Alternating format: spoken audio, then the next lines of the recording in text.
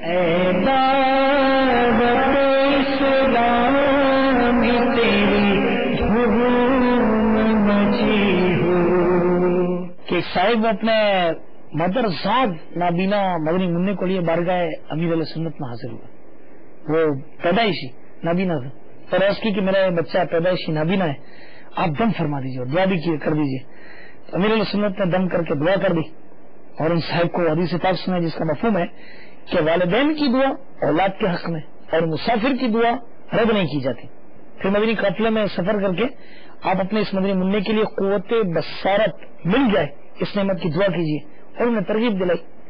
الحمدللہ عز و جل انہوں نے ہاتھوں ہاتھ نیت کر لی اور مدنی قافلے میں سفر کر کے اللہ عز و جل کی بارگاہ میں رو کر اپنے نابینا مدنی منع کے اخیار ہونے کی دعا بھی کی.